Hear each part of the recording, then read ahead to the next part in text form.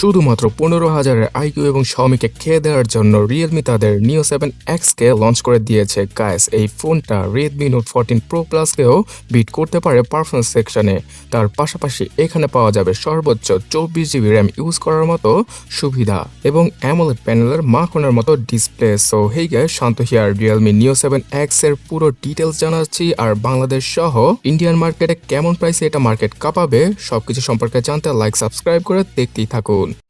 Realme Neo 7X এর পেছনের ডিজাইনটা পুরোপুরি সিম্পল রেখেছে Realme। পেছনে শুধুমাত্র দুইটা রিয়ার ক্যামেরা কাটআউট রয়েছে, তার পাশাপাশি ছোট্ট আকৃতির ফ্ল্যাশ লাইটকেও পাওয়া যাবে।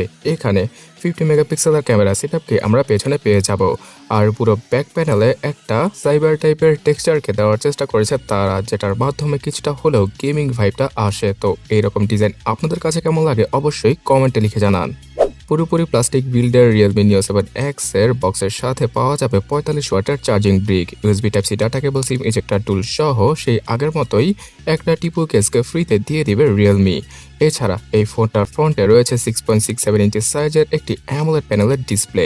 ফ্ল্যাট এই AMOLED প্যানেলের ডিসপ্লেটাতে 120 হার্জের রিফ্রেশ রেট সহ পাওয়া যাবে ফুল HD+ রেজোলিউশন। এছাড়া এখানে রয়েছে সর্বোচ্চ 2000 নিটসের পিক ব্রাইটনেস, তবে হাই ব্রাইটনেস মোডটা 1200 নিটসের কাছাকাছি, যেটা কিনা তীক্ষ্ণ রোদের আলোতে ফোনের ডিসপ্লেতে কন্টেন্ট দেখার জন্য যথেষ্ট। সো এক কথায় বলতে গেলে ফোনের ডিসপ্লে নিয়ে কেউ কোনো কমপ্লেন করতেই পারবে না বাজেট অনুযায়ী, যদিও কিনা ফোনটার ডিসপ্লের নিচের চিন এরিয়াটা হালকা কিছুটা বড়। Android 15 এর সাথে আসা Realme-র এই ফোনটা 16, 17 সহ হয়তো 18 পর্যন্ত আপডেট পেতে পারে, আর এই ফোনটা বেশ কিছু ব্লুটেয়ার এবং অ্যাডসের দেখা দিয়ে দেবে প্রথম। যদি আপনারা সেট আপ করার সময় এগুলোকে বন্ধ করে ফেলেন তাহলে সবচেয়ে ভালো একটা ইউজার এক্সপিরিয়েন্স পেয়ে যাবেন। Realme Neo 7X-এ পাওয়া যাবে স্ন্যাপড্রাগনের চিপসেট। স্ন্যাপড্রাগন 6 Gen 4-কে ইউজ করেছে Realme এবার, আর নাম শুনে হয়তো অনেকে ভাবছেন যে 6 সিরিজের প্রসেসর হওয়ায় কিছুটা দুর্বল হবে। আসলে তেমনটা নয়, স্ন্যাপড্রাগন 7S Gen 3-র মতো পারফরমেন্স পাওয়া যায় এখানে, অথবা সেটারই একটা আন্ডারক্লক ভার্সন বলা যেতে পারে স্ন্যাপড্রাগন 6 Gen 4-কে। অন্তত বেঞ্চমার্কে 7,80,000 থেকে 8 লক্ষের কাছাকাছি স্কোর করতে পারে এই চিপসেটটি।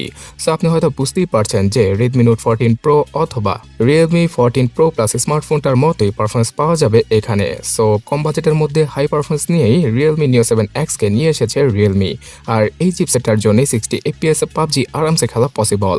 বাজেটের মধ্যে সবচেয়ে সেরা এক্সপিরিয়েন্স পাওয়া যাবে পারফরমেন্স সেকশনে এই চিপসেটটার জন্য। তার পাশাপাশি CapCut কাইনমাস্টারে ভিডিও এডিটিং করার সময় আপনারা ভালোভাবে এডিটিং করতে পারবেন। হ্যাং এবং ল্যাগের দেখা টুকটাক কমই পাওয়া যাবে। তো সামনে যেহেতু iQOO Z10X অথবা Z10 স্মার্টফোনটা আসবে, তো সেই ফোনটাকে পুরোপুরি খেয়ে দেওয়ার চেষ্টা করেছে Realme Neo 7X। এই ফোনটার পেছনের ক্যামেরা হিসেবে 50 মেগাপিক্সেলের রিয়ার ক্যামেরাকে রেখেছে তারা। সামনে পাওয়া যাবে 16 মেগাপিক্সেলের সেলফি। ফ্রন্ট ক্যামেরার দ্বারা ফুল HD এবং ব্যাক ক্যামেরার দ্বারা 4K-তে ভিডিও রেকর্ড করা পসিবল। ক্যামেরার কোয়ালিটি বাজেট অনুযায়ী মানানসই, মানে অ্যাভারেজ টাইপের। এই ফোনটার পেছনের ক্যামেরাতে জাইরোবেস EIS এর সাপোর্ট থাকছে, তো ফুল HD রেজলিউশনে ভিডিও রেকর্ড করার সময় স্টেবল ফুটেজগুলো পাওয়া পসিবল। 6000 mAh হিউজ ব্যাটারিকে দেওয়া হয়েছে পুরো ফোনটাকে পাওয়ার ব্যাকআপ দেওয়ার জন্য। সো 1.5 ঘন্টার মতো সময় নিয়ে ফুললি চার্জ করে ফেললে একদিনেরও বেশি ব্যাটারি ব্যাকআপ দিয়ে দেবে Realme Neo 7X। মানে নর্মাল ইউসেজে 2 দিনের মতো ব্যাটারি ব্যাকআপ ইজিলি পাওয়া পসিবল হবে এখান থেকে। এই ডিভাইসটাতে রয়েছে সিকিউরিটি সেকশনে under display fingerprint scanner, VC cooling chamber, যাতে করে ফোনটা অতি দ্রুত ঠান্ডা হয়ে যায় গরম হওয়ার পরে, NFC সেন্সর, যার মাধ্যমে কিনা পেমেন্ট রিলেটেড কাজগুলো ইজিলি করা পসিবল হবে, এবং ট্যাপ টু শেয়ারের অপশনটা পাওয়া যাবে। 194 গ্রাম ওজনের সাথে আসা এই ডিভাইসটা IP68 এবং 69 এর রেটিংটাকে নিয়ে আসে। তো এই কারণে 2 মিটার পানির নিচে আধা ঘন্টার মতো এই ডিভাইসটা সার্ভাইভ করতে পারবে। এবং সর্বশেষে স্টোরেজ সম্পর্কে জানা যাক। 8/256 এবং 12/512 এই দুইটা স্টোরেজ ভেরিয়েন্টের সাথেই Realme তাদের Neo 7X-কে লঞ্চ করেছে চাইনিজ মার্কেটে। আর চাইনিজ মার্কেটে 8/256GB ভেরিয়েন্টের জন্য 1249 ইউয়ান অফারের মাধ্যমে দাম নির্ধারণ করা হয়েছে, যেটাকে কিনা ইন্ডিয়ান রুপিতে কনভার্ট করলে 14,999 রুপি, আর বাংলাদেশি টাকায় 20,000 টাকার আশেপাশেই পড়ে। সো 12GB র্যামের ভেরিয়েন্টের সাথে 12GB র্যামকে যুক্ত করে মনে 24GB র্যাম ইউজ করা পসিবল। বাট এখানে যেহেতু UFS 3.1 ক্যাটাগরির ইন্টারনাল মেমোরি রয়েছে, তাই ভার্চুয়াল র্যামটা হালকা কিছুটা হলেও কাজে আসবে। তো গাইস, ইন্ডিয়ান মার্কেটে 16 থেকে 18,000 রুপির মধ্যেই এটা আগামী মাসে মানে মার্চ মাসে চলে আসবে। হয়তো Realme Narzo সিরিজের কোনো নামে অথবা Neo 7X নামেই আসতে পারে এটা ইন্ডিয়াতে। এবং এই ফোনটা iQOO, Xiaomi সহ স্যামসাং এর বেশ কিছু বাজেট ক্যাটাগরির স্মার্টফোনের মার্কেট খেয়ে দেওয়ার জন্য প্রস্তুত।